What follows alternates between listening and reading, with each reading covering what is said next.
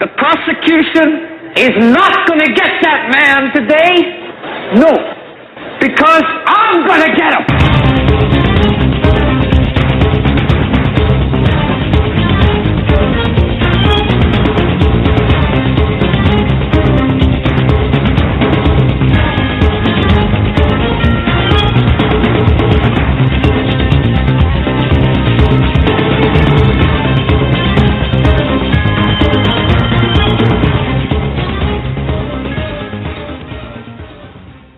Welcome, ladies and gentlemen, listeners and viewers from coast to coast and worldwide to a very special Wednesday edition of the Hagmann and Hagmann Report. I'm getting ahead of myself in days. Today is 8th of August, 2012. That's right, and we are live. Folks, if you want to view the show, you can see us live, courtesy of Christians United Broadcasting Network. And you can go to Homeland Security US and the number 1.tk. That's Homeland Security US, the number 1.tk, like Tango Kilo. And you can view us there. Not that you necessarily want to, but no, I'm just kidding around. We have a lot of news, commentary, and analysis for tonight's show. Also, we have some announcements I think we should start with first about Sunday. You go ahead and... Yeah, okay. I talked to Steve Quill today. Look, we know time is short. If you look at the headlines and if you look at the various news that's taking place, the headlines, the drills, the multiple military drills, the things that are going on in the Middle East. Now you look at certain revelations taking place. He has got some additional information from his sources, and we talked at length today, and he said we probably should do a show of collective information. So we have scheduled now for this Sunday from 9 p.m. till midnight Eastern Time, a 3-hour show, just Steve Quill, alone, unplugged. 9 to 12, Sunday. This Sunday, 9 to 12 Eastern Time, 7 to 10 Mountain, 6 to 9 Pacific, I guess, if you want to do the math. But okay, Steve is going to be on, and we were talking too. He said, well, "What should we name the show? I mean, should we title the show something? You know, we got to have a title." Yeah. And we went through the litany of things, but because of what he has to say, as worlds collide, both the seen and unseen. That's what we're looking at right now. As worlds collide, both the seen and unseen. That's going to be the topic. We're going to be getting into the headlines, and that's Steve's sources and the supernatural. That's right on the money. The seen and the unseen, because there's a lot of unseen things happening in our world right now. Unseen forces at work. That's right. Things going on that we have no idea that are going on in the heavens, on the earth, and all around us. Times are changing. It is, and before we go any further, too, because of our extended family in the chat room, look, folks, we love you guys, and we care very, very much about everyone in our extended family, the people who listen to us, who support us. I just want to say thank you to from the bottom of our hearts. Thank you from everyone who has given us monetary offerings, their prayers, their emails, suggestions. I love it when we get, I'm telling you, I love it when we get suggestions. We've been getting a lot of positive emails, a lot of feedback on, ways to make the show better, ways to make us better as hosts. That's right. And, we really appreciate it. Keep them coming if you got them. Yeah. Go ahead. On another note, for people in the chat who are familiar with Angie, her name is marked by heaven in chat. I just wanted to ask everybody to pray for her. She had a procedure done today. She's not feeling too well, and this was from complications from a prior procedure that were supposed to go well, normal, and they didn't. But she is okay. She's just not great right now, and she would really appreciate your prayer. So please pray for Angie that she has a speedy recovery, and I will let you know tomorrow and hopefully there will be an improvement. And our prayers. I mean, when you hit your knees tonight, please keep Angie in your prayers, and keep everyone in your prayers for their safety and for the spiritual discernment to know what's really news and what's not. But getting into the news as we should. And by the way, HomelandSecurityUS.com, HomelandSecurityUS.com. That's our website. If you go there, I've got an article today, and also CanadaFreePress.com. both great for show prep and all this to know what's really going on. But did you? We didn't really get a lot of time to do show prep. I mean, we got together some stories, but we never made an outline of what we were going to cover and which story we're going to cover first. Did you want to get into the Obama stuff? Yeah, I want to start with this article. Which I just find very humorous. Hannity promotes gut instinct theory. Obama was a foreign exchange student at Columbia. Yes. Basically saying, Sean Hannity saying he knew the whole time that, this was the case. No, I think that's a slam on Hannity there. I don't know what site you're looking at, but regardless of the white noise out there, here's the situation, ladies and gentlemen, and we've talked to Pastor Reverend Manning.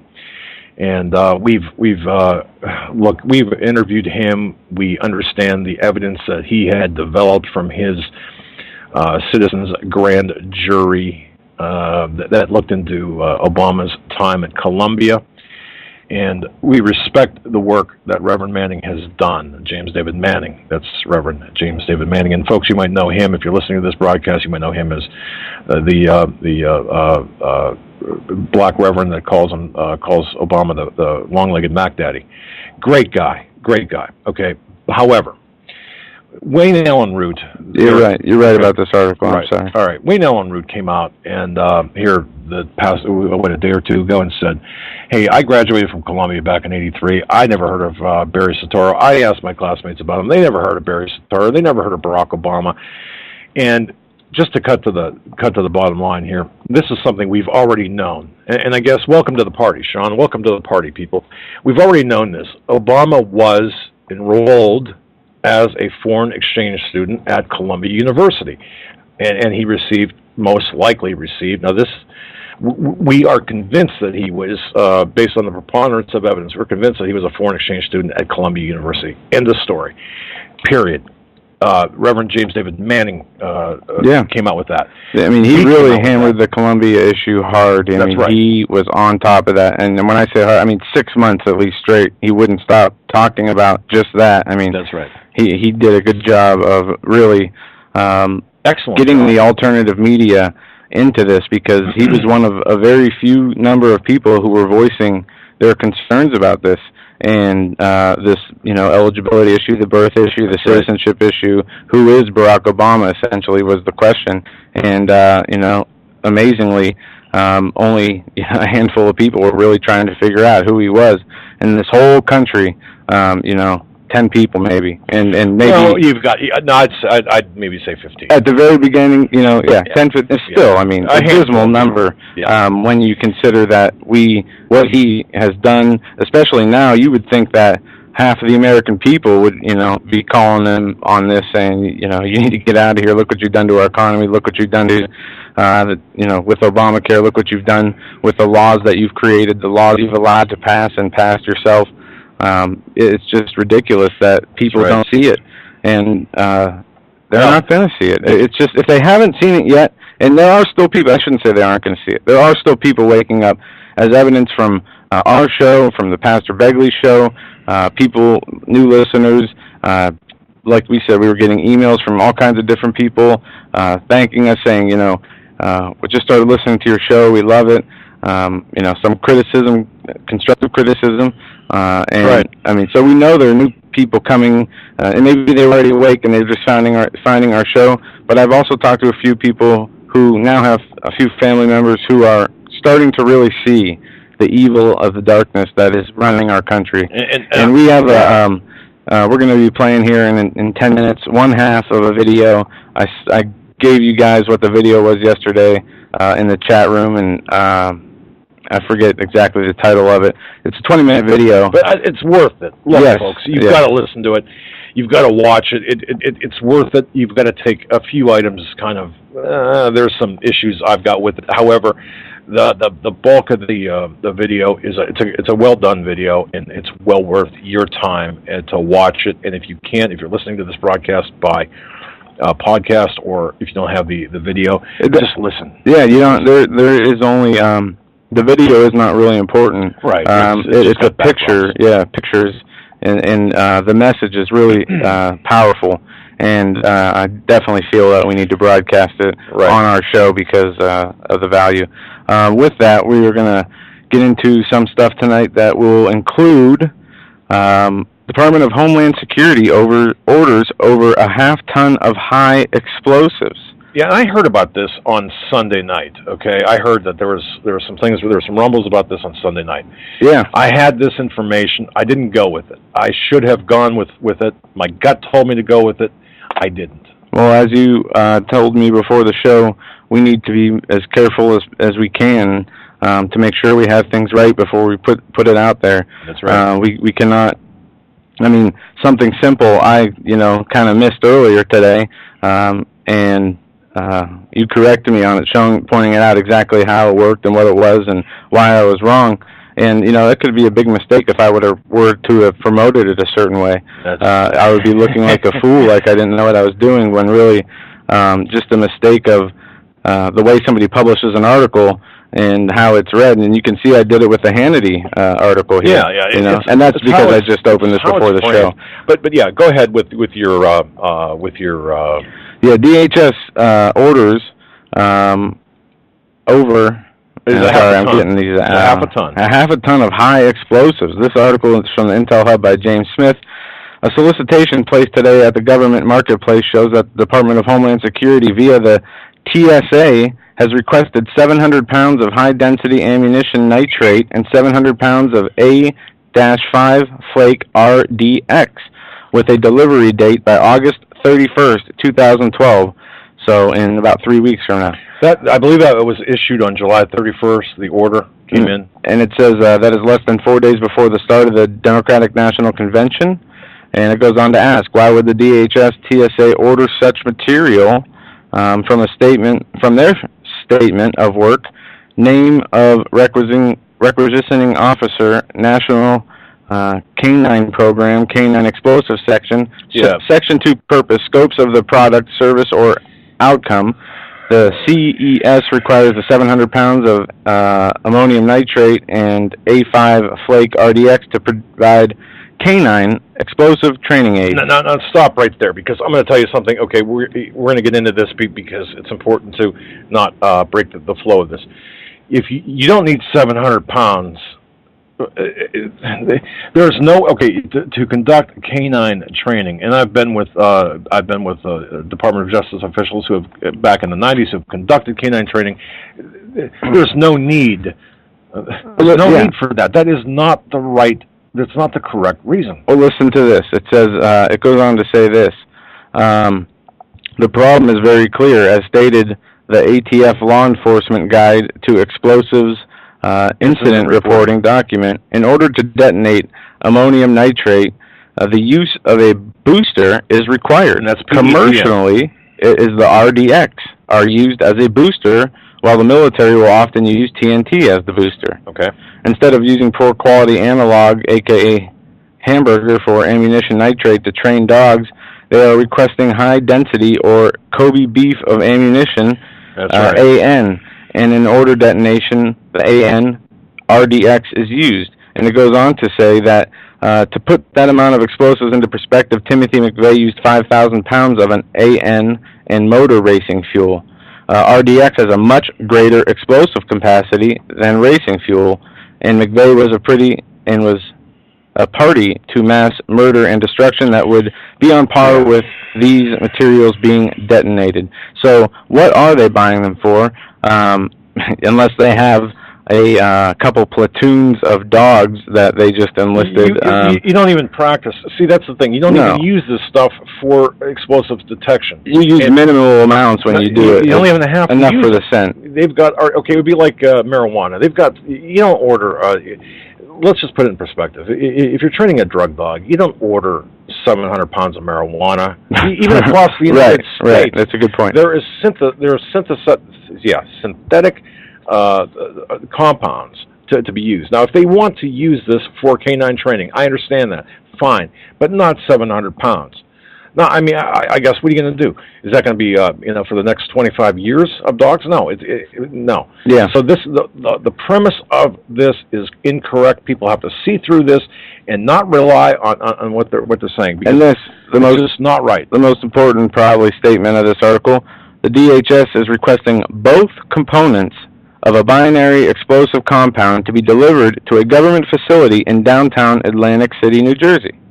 And the reason it doesn't matter where they deliver it, though. No, I know, but it's about they're requesting them both coming together. They're not.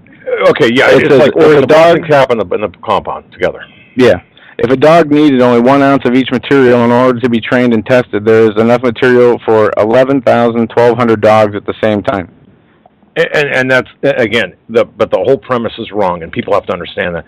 Look, I've been involved with the canine training programs at the Department of Justice, and I'm going to tell you right now, that is not how things worked, at least back in the 90s, late 90s.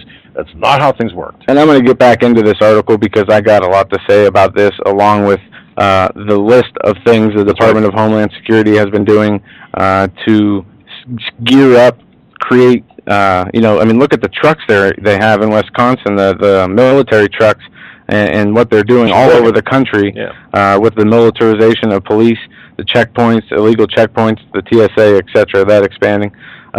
Next, I want to hit this real quick before we go to this first part of the video. Louisiana charter school forces girls to take pregnancy tests. Over my dead body, if that was my daughter, but go on. And before I get into this, actually, it says this from Monroe, Louisiana, and L.A. That reminds me, there have been earthquakes in Los Angeles over the last 24 hours.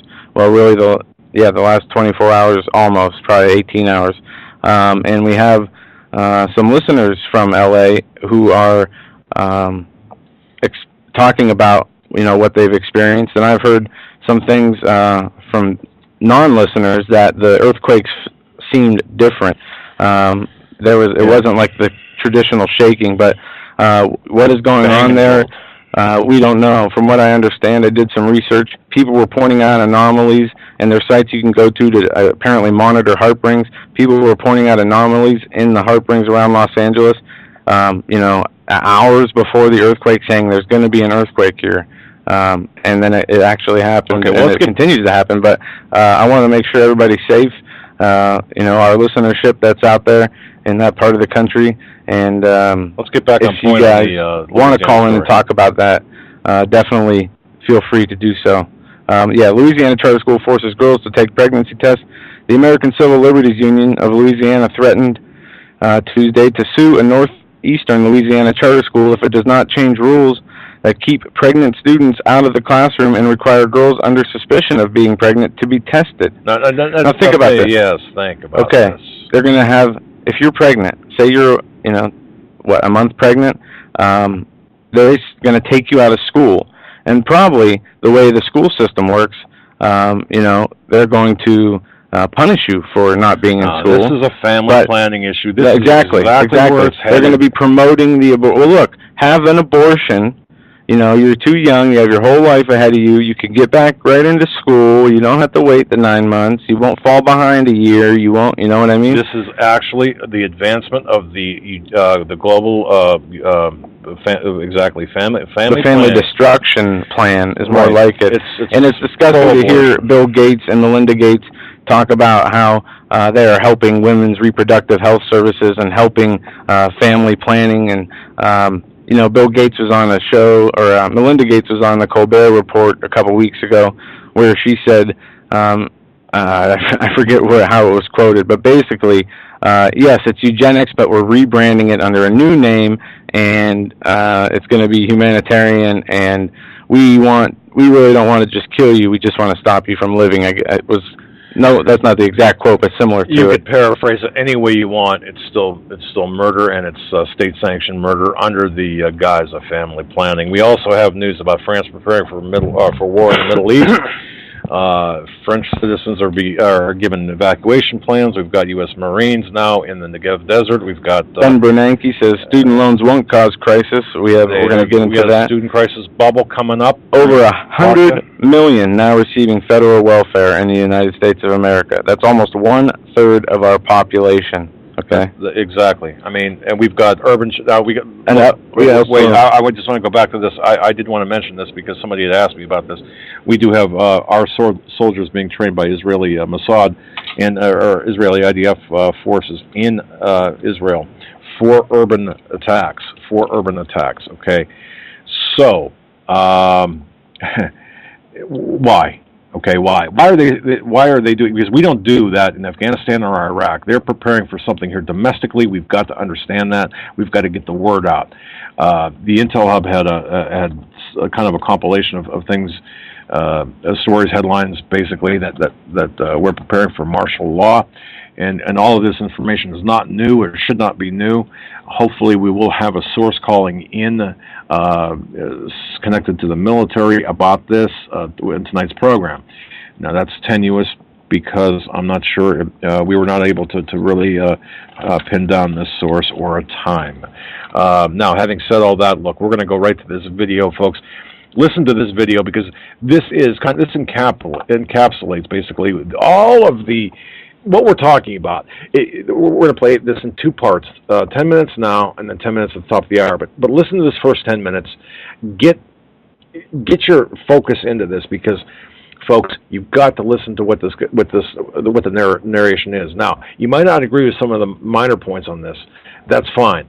It's the spirit. It's the whole picture here. I think it nails it. I think this video, this audio nails what's going on in America. And we're cutting it into two pieces, and that's okay, I guess. Well, I think it's logistics. I think we have to do it this way. But you guys will give you the links and the title, and go back and watch it again later. I mean, I've listened to it probably 4 times since yesterday. Yeah. Because there's so much truth in it. Yeah. So Troy. I want to thank the Christians United Broadcasting Network. I want to thank Troy for all that he's doing. We're doing a lot of work, unpaid work behind the scenes. He's busting his butt. Pro bono, yes. Yeah, and he's this is his second full-time job apparently. Broadcasting other shows, and he is growing. His YouTube channel is growing. That's right. It's Cuban 1, I think, on YouTube. CUBN, Christians United Broadcasting Network 1. Go subscribe to his YouTube channel and make sure you check that out. He has the archives of Pastor Paul Bagley speaking in New York City. He puts the archives of Radio Preacher Man, The Pastor Show, our show, and many other shows. Excellent content on that site, and definitely something to pay I attention think you just to. described the good, the bad, and the ugly. How's that? No, I'm just kidding. But okay, folks, we're going to cut to this video. Who's the bad and who's the ugly? Well, we're the ugly and probably the bad too. But in terms of quality, no, never mind. So we're going to cut to this video. Go ahead, Troy, at your leisure. It's going to take the full screen, or we're going to go full screen on the video. Yeah, where we do show prep. We're going to see. Yeah, well, no, we got a couple of things, and we're going to see you back in 10 minutes. Take a listen.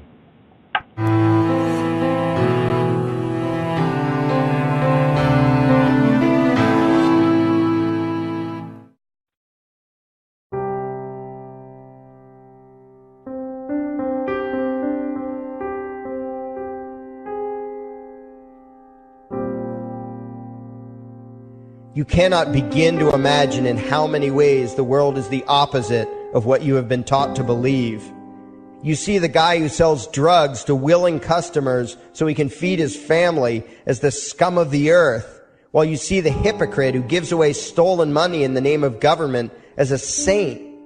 You see the guy who tries to avoid being robbed by the federal thugs as a crook and a tax cheat, but see as virtuous the politician who gives away the same stolen loot to people to whom it does not belong.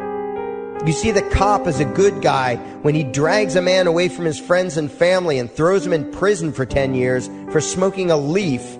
And you see anyone who defends himself from such barbaric fascism as the lowest form of life, a cop killer. In reality, most drug dealers are more virtuous than any government social worker, and prostitutes have far less to be ashamed of than political whores, because they trade only with what is rightfully theirs, and only with those who want to trade with them. The upstanding, church-going, law-abiding, tax-paying citizen who votes Democrat or Republican is far more despicable and a bigger threat to humanity than the most promiscuous, lazy, drug-snorting hippie. Why? because the hippie is willing to let others be free, and the voter is not. The damage done to society by bad habits and loose morality is nothing compared to the damage done to society by the self-righteous violence committed in the name of the state.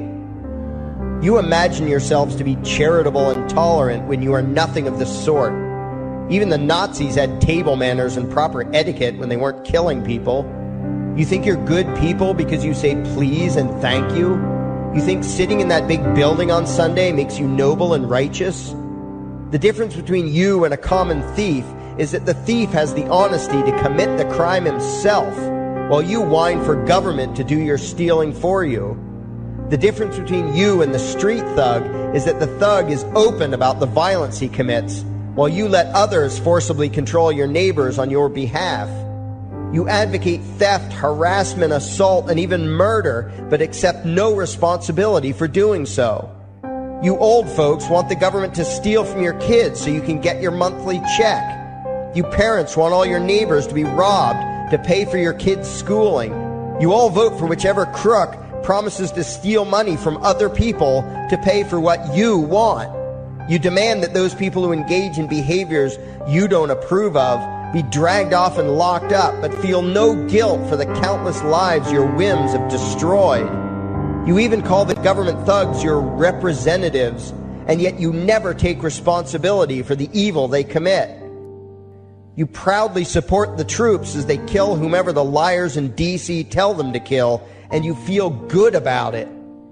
You call yourselves Christians or Jews or claim to follow some other religion, but the truth is what you call your religion is empty window dressing. What you truly worship, the God you really bow to, what you really believe in is the state. Thou shalt not steal, thou shalt not murder, unless you can do it by way of government. Then it's just fine, isn't it? If you call it taxation and war, it stops being a sin, right?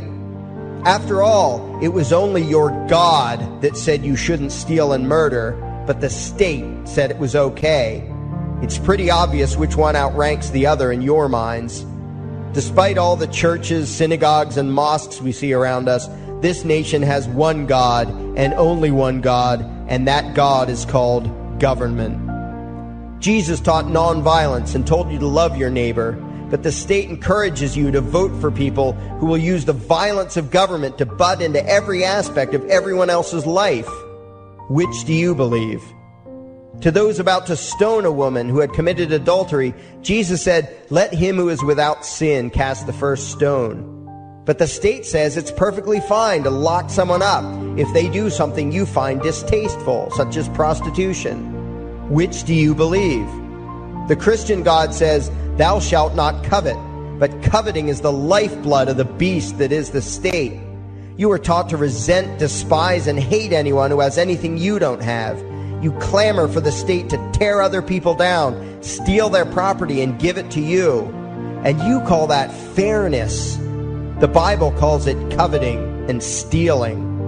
You are not Christians. You are not Jews. You are not Muslims. And you certainly aren't atheists.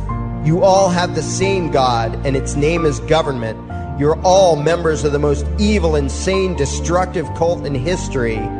If there ever was a devil, the state is it, and you worship it with all your heart and soul. You pray to it to solve every problem, to satisfy all your needs, to smite your enemies, and to shower its blessings upon you. You worship what Nietzsche called the coldest of all cold monsters, and you hate those of us who don't. To you, the greatest sin is disobeying your God, breaking the law, you call it, as if anyone could possibly have any moral obligation to obey the arbitrary commands and demands of the corrupt, lying, delusional megalomaniacs who infest this despicable town. Even your ministers, priests, and rabbis, more often than not, are traitors to their own religions, teaching that the commands of human authority should supersede adherence to the laws of the gods they say they believe in. Several years ago, I heard one pompous evangelical jackass in particular pontificating on the radio that anyone who disobeys the civil authority, be it a king or any other government, is engaging in rebellion against God, Those were the exact words he used. What if the government is doing something wrong? Well, this salesman for Satan opined, that is the business of those in government, and you are still obligated to obey. Everywhere you turn, be it the state or the church, the media or the schools, you are taught one thing above all else, the virtue of subjugating yourselves to mortals who claim to have the right to rule you. It is sickening the reverence with which you speak of the liars and thieves whose feet are so firmly planted on your necks. You call the congressmen and the judges honorable, and you swoon at the magnificence of the grandiose halls they inhabit, the temples they built to celebrate the domination of mankind. You feel pride at being able to say you once shook a senator's hand or saw the president in person. Ah, yes, the grand deity himself, His Royal Highness, the President of the United States of America. You speak the title as if you're referring to God Almighty. The vocabulary has changed a bit, but your mindset is no different from that of the groveling peasants of old who bowed low, faces in the dirt, with a feeling of unworthiness and humility when in the presence of whatever narcissist had declared himself to be their rightful lord and master. The truth of the matter, back then and today, is that these parasites who call themselves leaders are not superior beings. They are not great men and women. They are not honorable. They're not even average. The people who earn an honest living, from sophisticated millionaire entrepreneurs to illiterate day laborers doing the most menial tasks you can imagine, those people deserve your respect. Those people you should treat with courtesy and civility. But the frauds who claim the right to rule you and demand your subservience and obedience, they deserve only your scorn and contempt. Those who seek so-called high office are the lowest of the low. They may dress better, have larger vocabularies, and do a better job of planning out and executing their schemes, but they are no better than pickpockets, muggers, and carjackers. In fact, they are worse, because they don't want to rob you of just your possessions. They want to rob you of your very humanity, deprive you of your free will, by slowly leeching away your ability to think, to judge, to act, reducing you to slaves in both body and mind. And still you persist in calling them leaders. Leaders?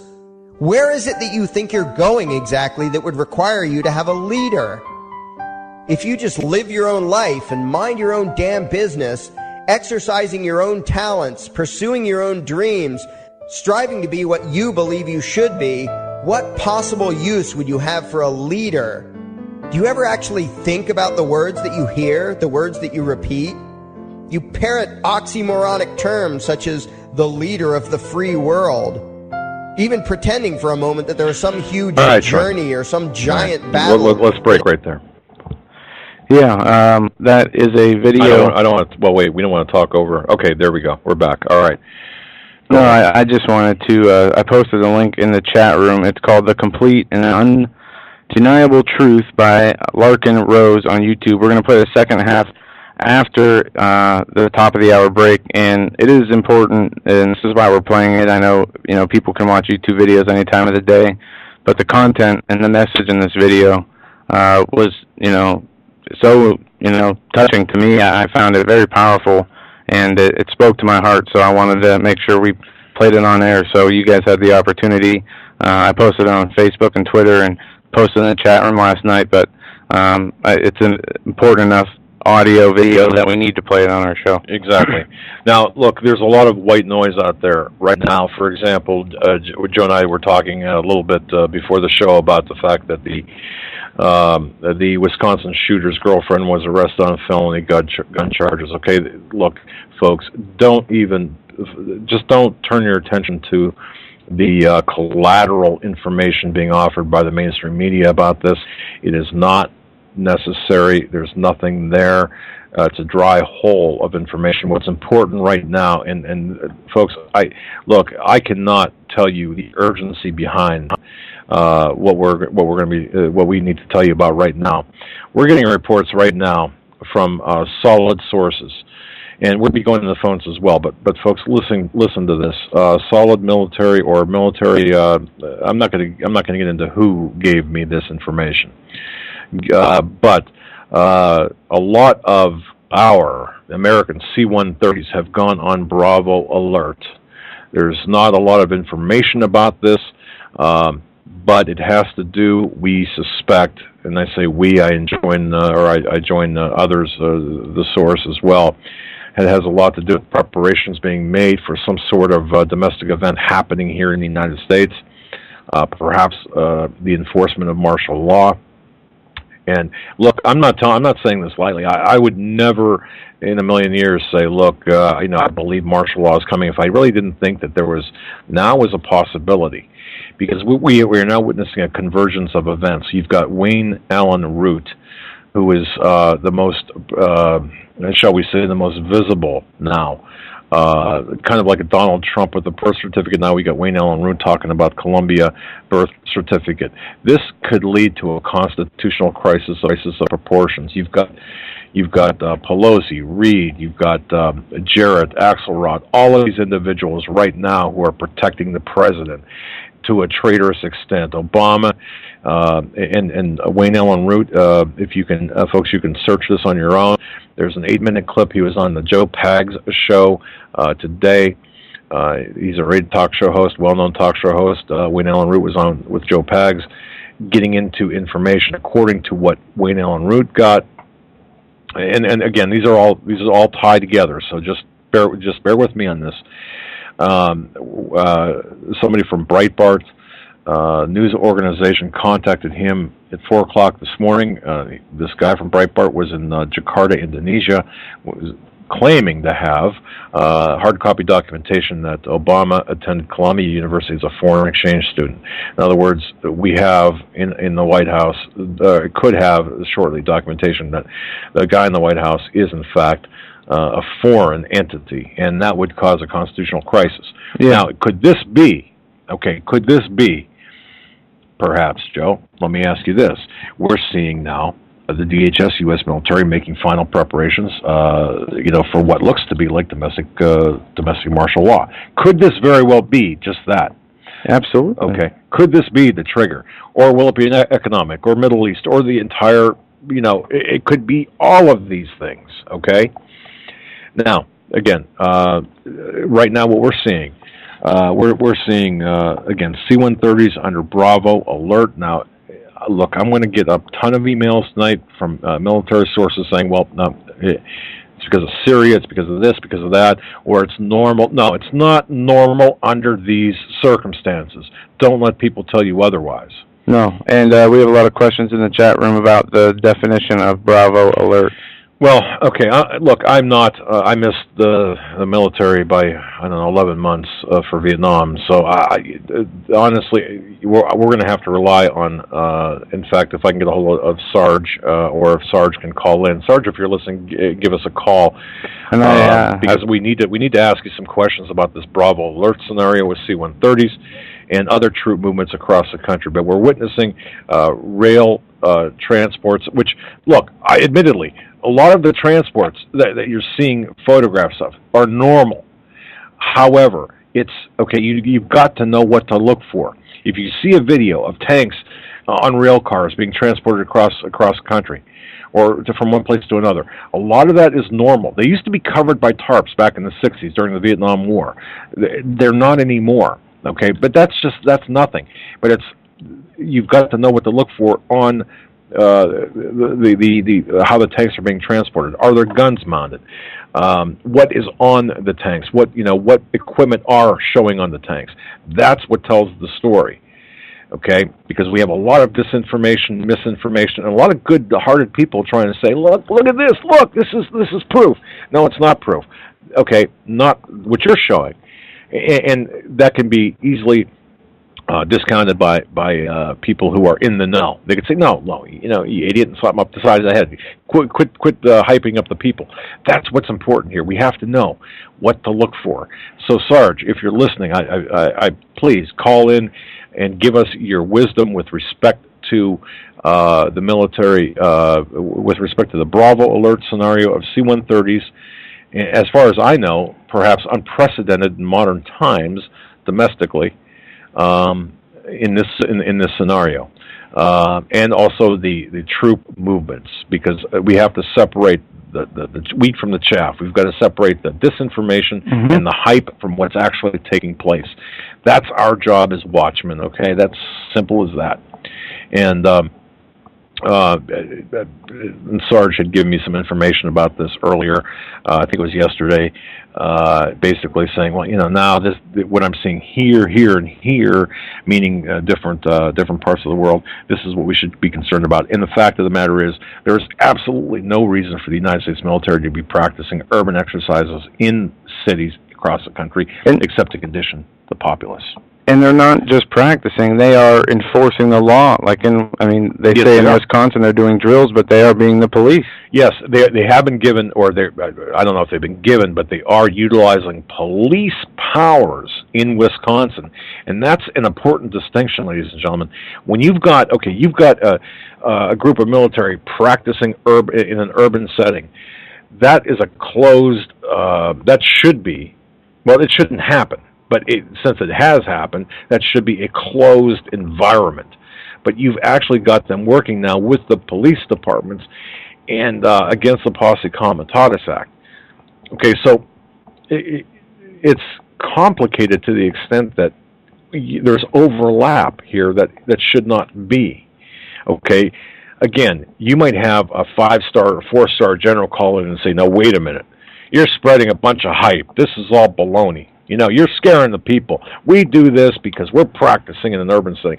Okay, that's true. But when you extend the powers to include the powers of arrest and you work with the police agencies, that is what needs to be addressed. Not the fact, the whole thing needs to be addressed, but not, and this is how a lot of these myths or so-called urban legends are debunked, because there's always an element of there's always like a hype built into the nugget of truth, or the band of truth. Okay, so that you've got to understand that this is the MO. This is how they get around these things. This is how they discredit sources like us, and this is why we've got to thread the needle so carefully with information. So what we're telling you right now. And I feel the urgency to tell you this. What we're telling you right now is, yes, a lot of this stuff that we're seeing is normal. Yes, indeed. I will stipulate to that. On the other hand, a very important segment or subsegment of what we're seeing is not normal. They are using, and again, they are using the appearance of normalcy to implement their agenda, their ultimate goal, their preparations for martial law or for whatever's coming here in the United States. Yeah. That's what people have to understand. I hope folks in the chat room, let me know, was that clear? Is that clear to everyone? Understand, they are under the guise of normalcy, because this stuff does happen. Foreign troops, yes, we have them in this country. Okay, on the other hand, you don't have the foreign troops that are Spetsnaz, okay, training with the American military in certain functions, for example, using our weaponry. You don't have that. Using our ammunition, that's not normal. So if someone says, hey, all this is normal, and you're making a big thing out of nothing, there's a partial truth to that. But you've got to know the underlying part of it. Okay, so that is what we need to understand. We've got to really focus on, forget the white noise, forget the disinformation, or understand what is the disinformation. It is so important, because that's how, okay, one more example, and this has to do with the Obama foreign exchange scenario. I believe it was on Before It's News has this story about the foreign exchange scenario about Obama. Yeah, okay, that's okay. The source. All right, now on Before It's News, there is this photograph. Yeah. Of would be it is a student ID student card. ID card. Thank you very much. With Obama's photograph, and it says foreign exchange student or whatever. Foreign student on the bottom. Right. It says Barry Soetoro on it. It has some numbers on it, and I saw the birth or the school registration form for a while now, knowing that was real. Right. And today I came across that and showed you, and this is what I got caught up on. I said, "Is this real or not?" And or is this the evidence that they're talking about? And he said, "No, this was forged. It was made." I looked at that and look, it was made before, and like you said, things like this are done to discredit the movement. To discredit the true information. Yeah. See, and that's the problem, because I could Photoshop something to make a point in an article, and perhaps this was not nefarious. Perhaps this was just to make a point. So somebody created this foreign ID card for Obama. Okay, that showed Obama. People will look at that and focus right in on that visual. And here's what happens. And Snopes already jumped on this. Okay, the Mickelson family from California, who never met anybody from the Obama camp they didn't like.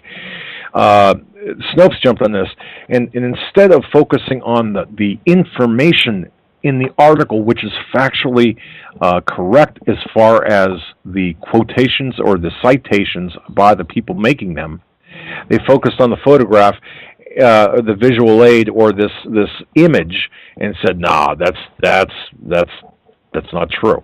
They're correct, but this is a tactic that is being used to discredit the real, true information out there. So don't get caught up in that. This is what we have to watch for. Okay? Look at the information and authenticate everything. Otherwise, we all end up looking like idiots. And I'm going to tell you something. You testify in court one or two times. Yeah. And when you're sitting there in court, let me tell you something. It's very. I've been cross-examined, and I got caught up in. I remember the first time I made a mistake in court. I got to tell you, I'll never make that same mistake again.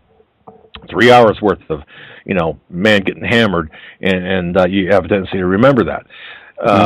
Okay, and it's the same thing here. Okay, we've got you've got to know what's real and what's not real, because man, there is so much deception out there, so much misinformation out there, and people like Axelrod and the spokesman for the Obama campaign, the spokesman for the spokespeople for the Obama administration, the progressives that have infiltrated the government in this country.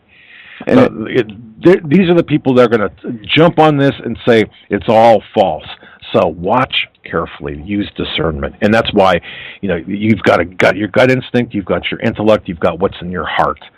And I'll tell you what, make them work in sync with one another, because that's that's so important. Mm-hmm. Absolutely. So there's my monologue for tonight. Yeah, but all these stories are connected that we're talking about. We're talking about the Middle East right now. We're talking about Bravo alert for C-130s. We're talking about the preparations being made for martial law. We're talking about revelations coming at a fast pace about the Obama, the stuff that's been out there forever. Wayne Allen Root didn't invent this information. No. Reverend Manning had it. Right. We had it. Canada Free Press had it. Right. It's documented. For years. I mean, you were... Like I said, I don't obviously personally know anybody who worked harder on the eligibility issue, trying to break that and bring exposure to it than you and Pastor Manning, really. Yeah. And but people have sacrificed their careers. Terry Lykin, jail time. We've seen so much come from around this. But we got to get the phone calls, because we got some calls. I'm sorry, callers. We're going to go to California first, area code 951. You're on the air with the Hagmann and Hagmann Report. Hi, Doug and Joe. I love your program. I've only been a viewer probably about 3 weeks now. I try to tell everybody about it, so it's very disturbing what I'm hearing. Yeah, it's disturbing us, too. Yeah, it's very disturbing, but I just want to let you know, to encourage you, that I am praying for you, that God would protect you and have His angels all around about you and your friends, and you keep on doing the good work that you're doing. I wanted to say, yes, we've been having earthquakes here, and I have a feeling that the big one is going to be coming soon, so everybody needs to be prepared, have their earthquakes kits ready and all that. And what I've been noticing out here in California is a lot of, probably the past 2 months, is a lot of military action going on. I mean, they're heading out towards the desert, their convoys. And I've been noticing a lot of that, and then I live pretty close to March Air Force Base, and I noticed a lot of plane activity and all that. So anyway, I just wanted to say that, you know, it's really frightening times we're living in, but like in Romans 8, God promises that He will nothing can separate us from the love of God. Famine, peril, sword, tribulation, nothing can separate us. And He also gave me a verse in John 14, 3, 1 through 3, that, you know, don't let your hearts be troubled, because you believe in God, believe in me also. In my Father's house are many mansions, and if it was not so, I would not tell you. If I go and prepare a place for you, I will come again and receive you into myself, so that where I am, there you may be also. So we know Jesus' return is near. We know that the United States can't be a world power anymore. This is all, you know, biblical and, you know, what's supposed to happen for the United States, but we have to put our faith in God and our trust in God. And I just love your program, and I'm going to keep on spreading the word, and I hope more people will, you know, because this was disturbing. It's very eye-opening, and it woke me up. So I appreciate your program and what you do. Oh, well, God bless you, and thank you so much for calling. And I'll tell you, you know, I get kind of choked up listening to that, because, you know, look, John, the John passage that you isn't it funny, because the John passage that you mentioned, John 14, 3. Right. I happened to read that this morning, and and this was not, and I don't know. This was after re-listening to the Steve Quayle program. Steve said, "Look, in fact, we talked about this too today with Steve. He said, read the chapter of John first in the first four Gospels." And I thought, okay, I'll do that. And I don't know why. Sometimes I just jump around, and that's the passage I read this morning, chapter 14, John 14. So it's kind of interesting that you would call with that. You know what I think it is? I think it's the Lord confirming. He just wants to confirm His word through, you know, a lot of people, that if He gives it to one person, He'll give it to you, and then the next person. That just tells us that, you know what, we're all in the same spirit and agreement, I think. You're exactly right. I get confirmations on different spiritual things daily with talking to listeners and through other ways. I mean, it's like it's small miracles. Whether it's reading the same passages in the Bible and then, you know, contacting your friends and talking about it, you didn't talk about it before and you were at the same place, you know, the same thoughts. You get those confirmations. They do come, and it is the Lord's voice letting you know that you are, you know, on the right track. You're doing what you need to be doing, and what you're looking into is, you know, of merit. Hey, yeah, caller, thank you so much for that, and for your endorsement of our work, of our ministry. I hesitate to call it a ministry, because we're not, you know, but just trying to get the word out, the information, you know, wrapped in the or through the prism of the biblical divine element there. You know, we want to do both. And getting these calls that are so uplifting and letting us know we are making a difference makes all the difference to us, and that's why we're doing what we're doing, and we can't thank you enough for that. Yes. Is there anything else you'd like to say? No, that's it. I just want to say thank you, and God bless you. Have a good evening. God bless you too. Thank you so much for calling, and that what a great extended family we have. What a great call. Yeah. Well, let's keep on with the calls, because I don't want to get these people backed up. I believe that's Sarge. Okay. Let's go here and see if we got the old Sarge on the line. Hey, Sarge, my friend, are you there? Sarge. I could be wrong. Is this not my friend? 412. Hold on. It switched on me. Oh, sorry about that. There we go. Hey, Sarge, are you there? I'm here. All right. Talk to me. We got C-130s in this country on Bravo Alert. What's going on here, my friend? I don't exactly know what that means. I'm not an Air Force guy. The thing that by the way, if you're going to do a monologue, I think you should do the Amazing Karnak along with it. But why is that? It's nostalgia. Carson did the Amazing Karnak. I know. Well, what got me was the very poor videography of that those armored vehicles being moved on a rail car somewhere in California. And yes. I dropped you kind of a lengthy note, but what got me was They're not going to a repair facility because they aren't repaired in the same place. They're completely different systems. I mean, one is a main battle tank, one is an armored personnel carrier. Now, the guy did not do a close-up, but it appeared that the Bushmaster main gun on the Bradley was mounted and depressed so as not to damage it. Now, when those guns go in for maintenance, I think I told, or when those tanks go in, or APCs go in for maintenance, the guns are removed and put in the arms room. They're assigned out to the unit, and they don't want to take a chance to have one of them turn up missing. Right. The other thing is, if they were going to Fort Irwin, California, the National Training Center, Top Gun for Dreadheads, they would have all been painted in Desert Gamma. The thing that got me the most was that they were together. So they're not going to maintenance.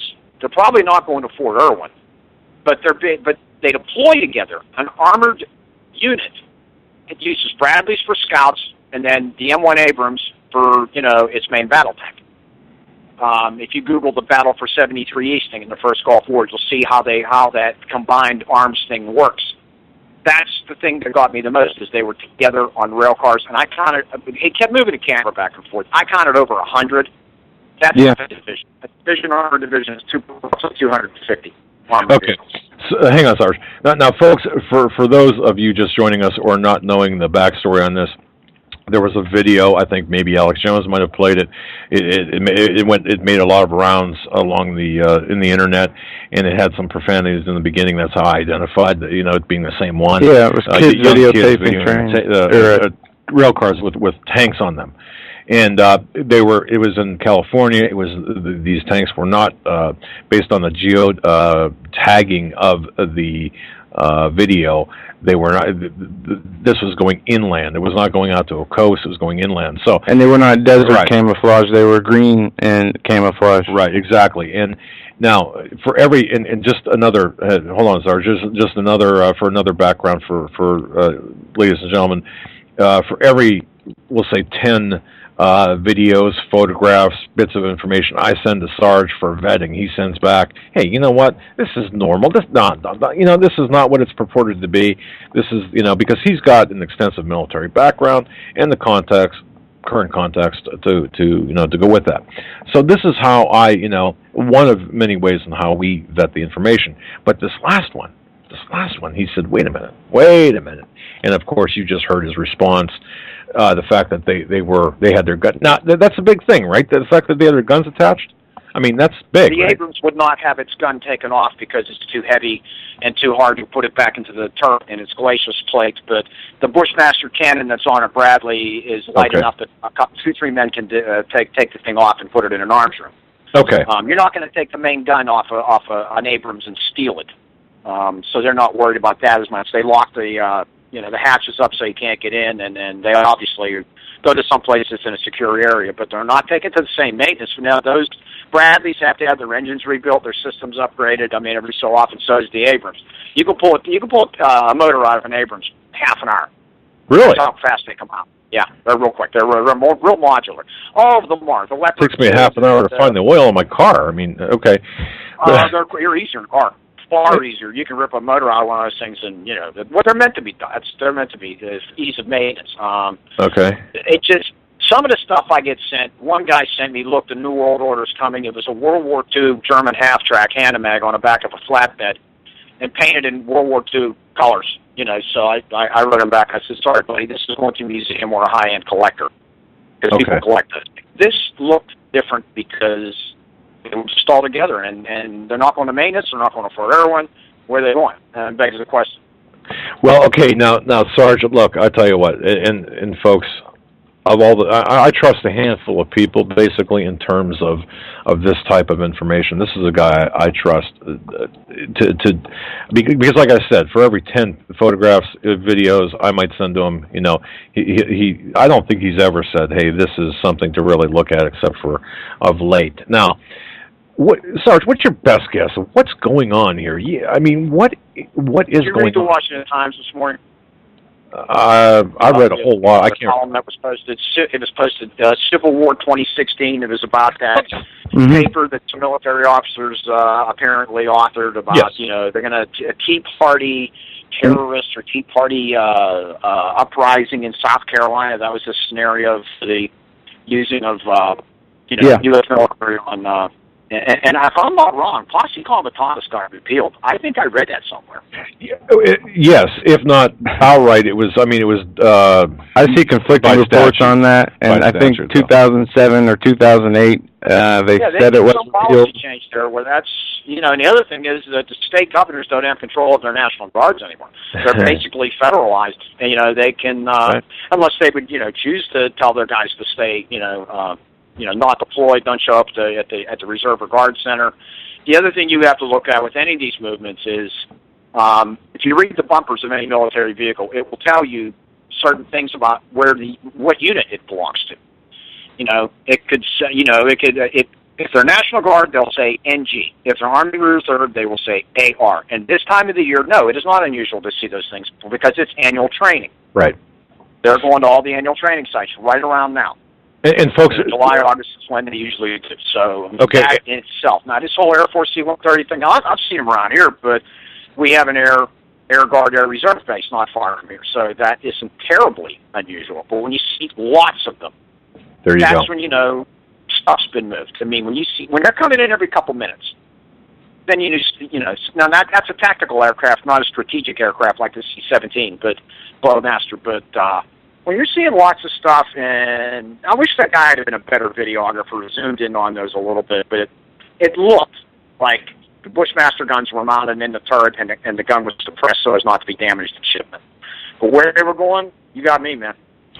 Yeah, I didn't. I don't know what that just sounded really unusual. The other thing, the Army's reorganizing. It's going away from the division system to a brigade system.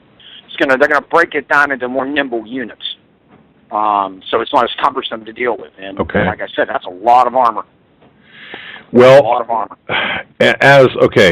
Knowing what you know, and having the background in the military, and knowing what you know right now, are you concerned? Yeah, man, I am. I've never seen this propaganda about Civil War 2016 and everything you put together, standalone, it just looks like weirdness. You put it all. Did you see DHS change their logo on their website? No. They took the American flag down. They put something bizarre up, and they quoted some socialist who talked about, natural law or something like that. I sent it to you. I don't know if you read it or not. Oh, okay. Yeah, I didn't realize. I did not. For some reason, I didn't make that connection when you were talking about shootings. You've got Obama talking about, we need the assault weapons ban back, which will do nothing. But hey, it's, we're going to play with the instant check. We're going until Congress passes whatever he wants. God only knows, or he signs that UN, because that UN treaty is coming back up again. People don't realize that. They thought that's dead. Yeah, I think you and I talked off air about this. I think, and no, it's coming. That's coming back up. You said something about they're like termites, man. They just keep eating away till the whole thing falls through. You said something about 27th of August, right? I think that's what I read. Okay. Hey, Some gun rights person sent me that and said no, it's not done. It's going to be brought back up. I think Russia just wanted to make a few more bucks off its client state before the Israelis decide to make it go away. But then you've got that. You've got the economic thing coming. I mean, what they do QE3 and goodbye dollar. No, QE3 is in progress.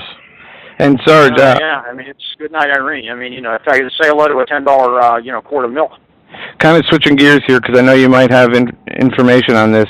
There have been reports that they are evacuating Camp Pendleton and Norfolk and other military ports, seaports. Have you heard anything about that? No, and I don't know how you do something. Norfolk is the largest naval base in the world. What do you mean by evacuating? Taking the capital ships out and taking them to sea, or moving the personnel away from the installation? From what I heard, they're evacuating out of dry dock and moving assets and personnel to, I think, Kentucky. Yeah, from what people said and from where the source came from, it says that they were it was the term used was evacuating the bases. And they were given. I don't have an active duty post anywhere around here, but you got two large military Army installations in Kentucky. You got Fort Campbell and you got Fort Knox, which is the Armor Center. Fort Campbell is where I believe that they were moving assets to, according to a report. This could be attributed to John Moore. I'm not sure. Okay. I haven't read that anywhere. I mean, okay. I haven't, if you don't mind. It's pretty hard to move large groups of people without somebody noticing it. Okay. You got to fly them. You got to put them on a rail car. You got to drive them, and large numbers of them would get noticed. I mean, it'd be nice to see a picture or some video. Right. Okay. Well, if you hear anything about this, please let us know, because we've heard. I'll let you know. Yeah, I haven't. We've heard reports about this, but we haven't really reported on it, only because everything that we've heard is secondhand or anecdotal at best, or so it's not. But well, I'll tell you what. So you've got So now you mentioned a 2016 scenario that some kind of paper that was authored for probably a war college. Postgraduate, they do things like that. I mean, you go to get like a master's degree or whatever, you go to the Command General Staff College, the Carlisle Barracks, you have to write a thesis, and it could have been something like that. I don't know. They didn't really they sourced it to some guy. I guess he's retired now, but I mean, it was really fanciful with, the tea parties are running them like, what a bunch of old grannies get together and decided, stick people with knitting needles. I mean, it's just... Yeah, there's been no violence on the right. It's all on the left, and they keep trying to spin that into they took over a town in South Carolina and closed I-95 or something like that. Yeah, Darlington, South Carolina, and I got you. Okay. Is there anything else that, with respect to military troop movements, that has caught your eye here in the last several days? Yeah, any chatter of anything important going on? Well, I'm going to a military reunion in about a week. I'm gonna talk up some of these guys. Some of them are still contractors, and have contacts and talk to people and just see, hey, what's going on. One guy in particular has a high-end shooting school, and a lot of people go through that. I'm just going to ask them, hey, what do you guys see? Because they're all collected at one point, just going to, it's a good place to go, just start asking questions and go hang out and, see your friends, but see the guys that are still making money off of this. I mean, there's a lot of them. I mean, Oh, yeah. There's a lot of money to be made, off of federal contracts, but where I haven't seen anything around here, in hillbilly land where I live, but, I don't know, man. I mean, you put it all together, all the weirdness, something's going on. I don't know what it is, but I along with you, I think an economic problem would be, probably a tripwire. Or if we go to, if Israel goes to war with the Iranians, I mean, they're not going to call Obama and ask permission. Yeah, you're right. They're going to trust that he's going to tip them off. I mean, they're going to probably just go do it. I think who said that the other day? I think it was Rumsfeld. Yes. Sarge, well, we got you on here. They got permission to take care of them. But they did it in Oz, Iraq, when they took out Saddam's reactor. Everybody was, on the surface yelling and screaming at him, but behind those doors, everyone thanks a lot. Exactly, and that's what people don't understand. There's a lot of smoke and mirrors for the public, but there has to be. All war is deception. Look at that goes all the way back to Sun Tzu. Look at the Normandy invasion. They created an entire fake army. The Buffalo Hitler, and think they were going over the Pas de Calais, and he sat there for a month and didn't believe them. They were landing Mulberry Harbors in Normandy and throwing half of Patton's army onto the beaches so he could make his run to Berlin. But there is something that the military all over the world has done. They start when they have a real, whether they call them kinetic now, military operations. Kinetic often starts out as a training exercise. And we're seeing Operation Barbarossa started. They started off in a training. The invasion of Poland, same thing. It started with a training exercise. They take the blanks away. They give you real bullets, and now your guys are already there. Right. Now, is this not... Now your pieces are already in place. Sarge, is this not what we're seeing in Sheboygan, Wisconsin, and other locations, Anaheim? I don't know what's going on, because that's so far away. I don't know what's going on out there. I mean, why? Here's the other thing that gets me. The reason they never did it before is because of one word you guys ought to know from being private investigators. It's called liability. That's right. You run some old lady over with a damn MRAP, or you crash into somebody's business or whatever, somebody's writing big fat checks. That's why the government didn't do it. And there's enough what are called MOUT, military operations and urban terrain. There's MOUT training facilities on all those large military bases where you don't have to worry about it. So you don't ever to build a new one. You don't injure some pain in the ass civilian. I mean, that was the reason they never did it before, was there was too much problem with what if somebody gets hurt. Yeah, the surplus they offered line. big checks to the Germans when that smashed one of their vehicles or whatever with deuce and a half. I mean, it was. They would. Look, man, I know the surplus lines business of insurance is not capable of covering the potential liability of troops in the street. government self-insured. Right. Exactly. They don't have an insurance company. They just write checks. Yeah, right. And that's the reason they did it before. I think let's get people used to seeing these guys, and it's all for your own good, and it's for the children and all that, and I think this is more of let's get people used to seeing this, so they think it's normal, and then God forbid you wake up one morning and they're knocking on your door, Yeah, and with that, Sarge, I'll tell you what, we're late for the top of the hour break. Anything else that you can, any pearls of wisdom? That's it, guys. Just keep me posted. You're doing a good job. And you as well, my friend. Thank you very much for that call. Always a gentleman I always turn to for military advice or military insight. Mm-hmm. He's not one to raise alarm. He's not one to say, hey, look at this. I mean, and folks, that's another thing, too. If you've got video cameras or cell phone cameras. Look, I know it's difficult. Look, this is what we do for a living, and it's difficult for us with hidden covert cameras. Okay, but if you can do this, if you do see military movements, if you do see, if you are in a position to videotape, whether it's vehicles, military vehicles, safely, yes. Make sure you get a kind of a clear or as clear shot of the identification markings on the bumper as possible. That tells a lot because it tells. Because I could send it to Sarge, and he can look at it and say, okay, well, this is what's going on here, just based on the bumper markings alone. This is where, there's just a lot of stuff, but that's very important. And don't fall for, just because you see troop movements or military movements or things going down the road or on rails, don't automatically assume things are going bad. Because, again, a lot of this stuff, this is why, by doing so, it'll make us look like Looney Tunes, and then people will say, "No, you're nuts." But when real things happen, I mean, they do this under the cover of legitimacy. But we got to take a break, folks. Yeah, and on the other side, we're going to play the rest of that video. Also, we're going to get into a couple of new or other articles. NYPD unveils crime and terror fighting domain awareness system. This is scary. It links. Wait till you hear what's in this. Also, Obama fights to ban on indefinite detention of Americans. States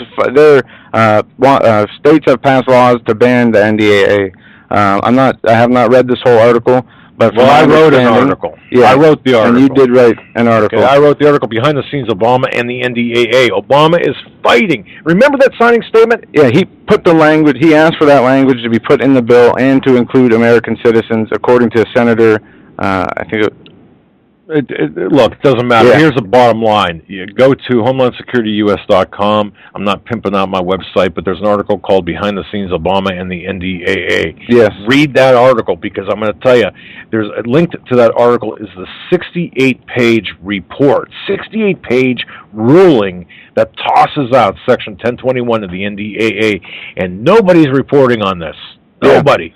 And I got to tell you, like I said yesterday, I'm guilty of not checking the website as often as I should. That's all right. I'll give you a pass. Your article right here, I have to read it, but yeah, you're on top of the game. You're a madman. I mean, do you sleep? Do you eat? No, I don't. I don't sleep. Ladies and gentlemen, we'll be right back after these short messages. Much more articles, news, and taking your calls at 661-244-9839. You can get on hold now. And we'll take calls too when we come back. And Troy, in lieu of any ads or anything like that, let's go right to the video, and then after the video we'll come back. We're going to skip, with apologies to our sponsor, Freeze Dry Guy. By the way, that's a great place to go. Freeze Dry Guy. It's on our website, HomelandSecurityUS.com. If you want to talk to people, you want to talk to somebody, you need counseling about what food to buy. Great source of information, Freeze Dry Guy. He's always helped me out. But Troy, let's go right to that. And also for those who joined us late, the title of the video, if you want to see it in full, is "The Complete and Undeniable Truth" by Larkin Rose. The Complete and Undeniable Truth. That's on YouTube. We played the first half in the first hour, and now we're going to play the second half. Okay, so Troy, take it away, my friend. everyone in the entire nation is undertaking together that would require a leader, why would you ever think, even for a moment, that the crooks that infest this town are the sort of people you should listen to or emulate or follow anywhere? Somewhere inside your mostly dormant brains, you know full well that politicians are all corrupt liars and thieves, opportunistic con men, exploiters, and fearmongers. You know all this, and yet you still speak as if you are the ones who are the stupid, vicious animals, while the politicians are the great, wise role models, teachers, and leaders without whom civilization could not exist. You think these crooks are the ones who make civilization possible? What belief could be more absurd? Yet when they do their pseudo-religious rituals deciding how to control you this week, you still call it law and continue to treat their arbitrary demands as if they were moral decrees from the gods that no decent person would ever consider disobeying.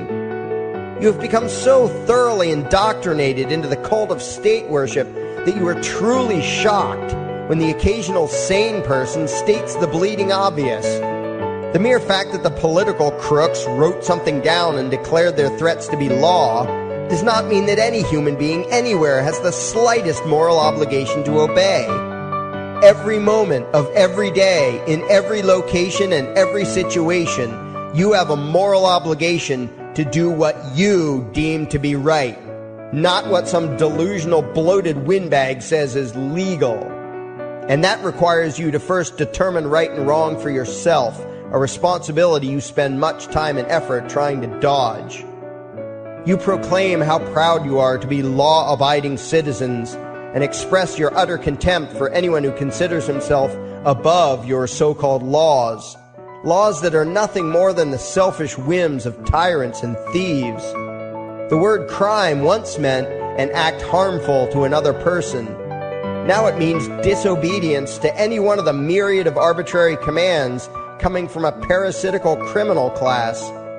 To you, the term crime is nearly synonymous with the word sin, implying that the ones whose commands are being disobeyed must be something akin to gods, when in truth they are more akin to leeches. The very phrase, taking the law into your own hands, perfectly expresses what a sacrilege it is in your eyes for a mere human being to take upon himself the responsibility to judge right from wrong and to act accordingly, instead of doing what you do, unthinkingly obeying whatever capricious commands this cesspool of maggots spews forth. You glorify this criminal class as lawmakers and believe that no one is lower than a lawbreaker, someone who would dare disobey the politicians. Likewise, you speak with pious reverence of law enforcers, those who forcibly impose the politicians' every whim upon the rest of us. When the state uses violence, you imagine it to be inherently righteous and just, and if anyone resists, they are, in your eyes, contemptible lowlifes, lawless terrorist criminals. Like the lawless terrorist criminals who helped slaves escape the plantations. Like the lawless terrorist criminals who helped Jews escape the killing machine of the Third Reich. Like the lawless terrorist criminals who were crushed to death under the tanks of the Red Chinese government in Tiananmen Square. Like all the lawless terrorist criminals in history who had the courage to disobey the never-ending stream of tyrants and oppressors who have called their violence authority and law. And that includes the lawless terrorist criminals who founded this country. Everything you think you know is upside down, backwards, and inside out. But what has to take the cake, the height of your insanity, is the fact that you view as violent terrorists the only people on the planet who oppose the initiation of violence against their fellow men. Anarchists, voluntarists, and libertarians. We use violence only to defend ourselves against someone who initiates violence against us. We use it for nothing else. Meanwhile, your belief system is completely schizophrenic and self-contradictory. On the one hand, you teach the young slaves that violence is never the answer. Yet out of the other side of your mouths, you advocate that everyone and everything, everywhere and at all times be controlled, monitored, taxed, and regulated through the force of government. In short, you are teaching your children that the masters may use violence whenever they please, but the slave should never resist. You indoctrinate your children into a life of unthinking, helpless subservience. You are putting the chains around their little necks and fastening the locks tight. And worst of all, you feel good about it. Out of one side of your mouths, you condemn the evils of fascism and socialism and lament the injustices of the regimes of Hitler, Stalin, and Mao. While out of the other side of your mouths, you preach exactly what they did. The worship of the collective, the subjugation of every individual to that evil insanity that wears the deceptive label, the common good. You babble on and on about diversity and open-mindedness, and then beg your masters to regulate and control every aspect of everyone's lives, creating a giant herd of unthinking conformist drones. You wear different clothes and have different hairstyles, and you think that makes you different. Yet all your minds are enslaved to the same club of masters and controllers. You think what they tell you to think and do what they tell you to do while imagining yourselves to be progressive, thinking, and enlightened. From your position of relative comfort and safety, you now condemn the evils of other lands and other times while turning a blind eye to the injustices happening right in front of you. You tell yourself that had you lived in those other places, in those other times, you would have been among those who stood up against oppression and defended the downtrodden. But that is a lie.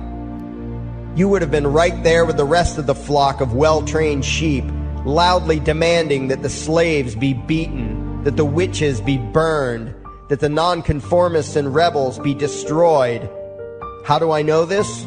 Because that is exactly what you are doing today. Today's injustices and oppressions are fashionable and popular, and those who resist them, you tell yourselves, are just malcontents and freaks, people whose rights don't matter, people who deserve to be crushed under the boot of authority. Isn't that right? You bunch of spineless, unthinking hypocrites, look in the mirror. Take a good look at what you imagine to be righteous and kind. You are the devil's plaything. The crowds of thousands wildly applauding the speeches of Adolf Hitler, that was you. The mob demanding that Jesus Christ be nailed to the cross, that was you. The white invaders who celebrated the wholesale slaughter of those godless redskins, that was you. The throngs filling the Colosseum, applauding as the Christians were fed to the lions, that was you. Throughout history, the perpetual suffering and injustice occurring on an incomprehensible scale, it was all because of people just like you.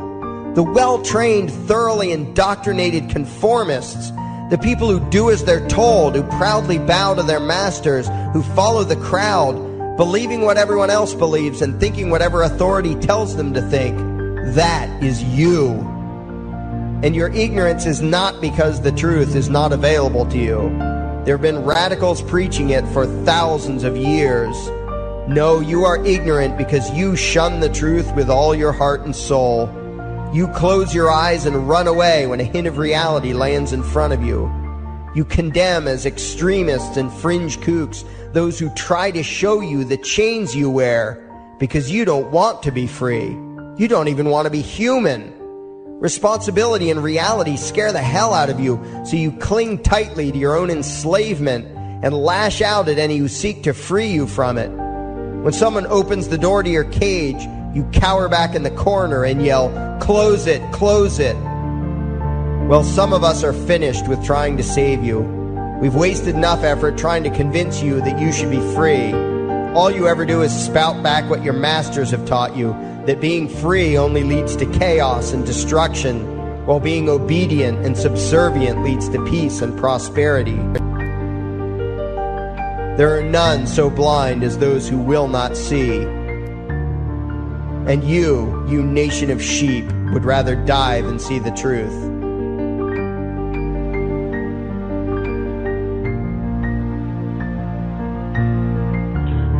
All right, folks, we're going to come back right now. That was a sobering assessment, I believe, Joe, of the state of affairs right now.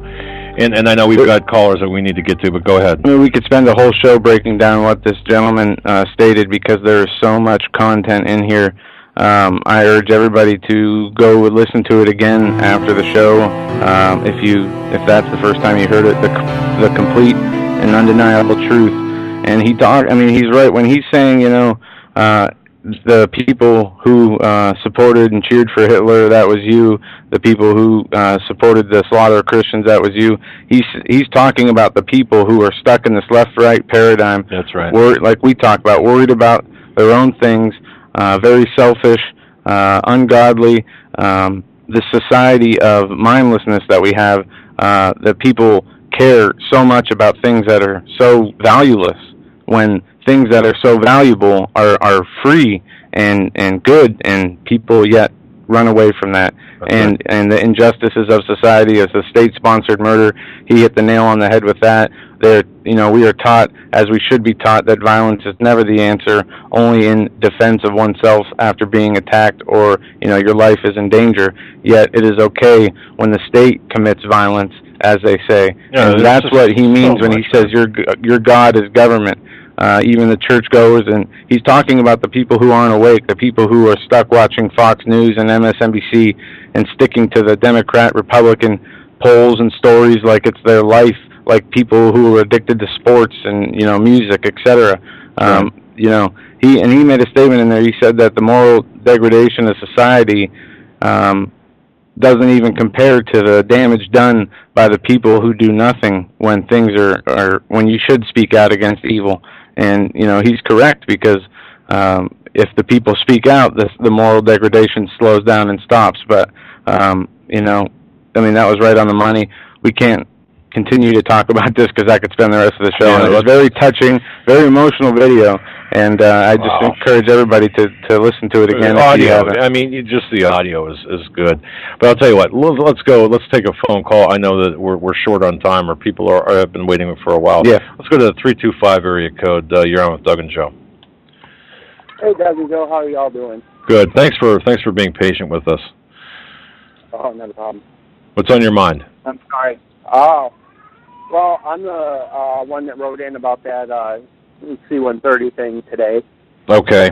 And it struck me as odd. I've been at this base now for almost 11 years, and I'm not in the military anymore. I used to be, but just kind of thought it was kind of strange, all of a sudden we had some that went on Bravo alert. It usually doesn't happen unless they're getting ready to go off. Yeah, well, can you tell us, what does Bravo alert mean? With Bravo alert, all it is they put air crews on alert to be called at any time. They have to show up, go to a briefing, and pretty much take off for their mission. And they usually don't know what that mission is until they're in the briefing. Wow. Is it a fairly common term? Or a fairly common scenario, I should say. It is. Okay. But wait a second. Wait a second. I think I kind of went off tangent, or went on a tangent here. When's the last time you saw the C-130s on Bravo alert? The last time I've seen that is right before Iraq kicked off, and that's right before I got deployed. Wow. Okay. All right. So. And I do want to say also, though, that sometimes if they're running a humanitarian mission, like the last one was in Haiti, okay, they'll only put like a handful of them on Bravo alert just to go run air support or whatever. Okay. All right. So is this something, sir, that we should be concerned about or watch? I mean, because like you said, the last time really, aside from humanitarian missions, was the Iraq hostilities. Yeah, and I would just say just keep an eye on it pretty much. I mean, it could be for something completely different because everybody sees it on the news. what's going on with Syria and Iran right now, barking at the U.S. and everybody else. So, Okay. I mean, it could be for that, too. We don't know, but... Okay.